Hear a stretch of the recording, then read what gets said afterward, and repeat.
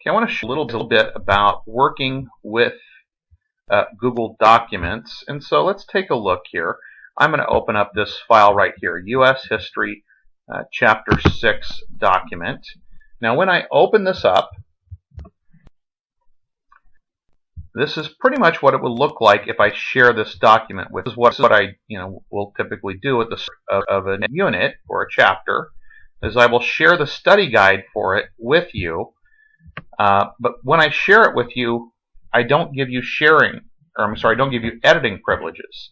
You only can view the document. You can't change it, and that's because this is my master, and I don't want the master changed unless I decide I need to change something on the master.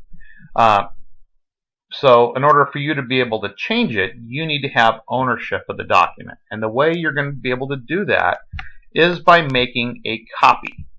Which to do that, you go to the File menu, and when you click on that, it pulls down a drop-down menu, and you go to Make a Copy.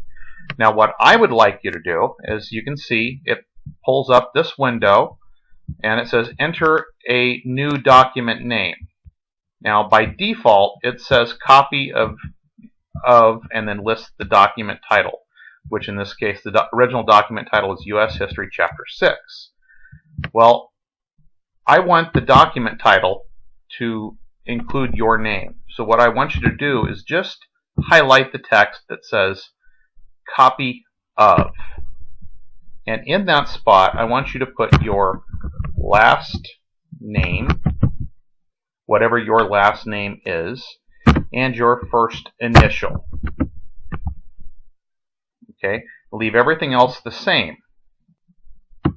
So, for example, if your name was John Smith, you would type John Smith, or you would type Smith space J, and then space, and leave the rest as is. And then what I would do is I would have this document shared with me, and I would be able to go in and access your document to see what you've done when you've completed your document. And I would know that this document belongs to Smith J, whoever J Smith is in my class. So that's what I would like you to do at the start of every new unit or chapter when I share a study guide with you, is to rename it in that way. Now to get into it the next day, it's important to note that let's say I posted it as a link. Well, if you follow that link, the link goes to my original document, not to your document. So the next day you come in and you click that link and it pulls up a blank form. Well, that's because I still own that document. You just linked to my document. You need to go to your document, which means you need to go to your Google Drive or into Google Docs, which once again you can click on that by clicking right here on Documents Home, and find your document listed in the groups of documents. So when you find the document that belongs to you, you can click on it, and all of your changes will be saved from the previous day. These things auto-save. So you can see if I click down here and I just start randomly typing.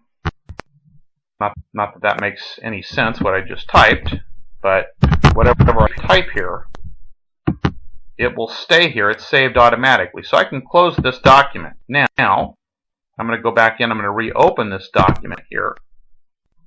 And when it reopens, you can see I have those same letters that I just typed because it's saved and it's my document. I don't want that, so I'm going to highlight it and delete it. But that's the way that things are saved. So if you actually get into your document that you were working on, it will be saved.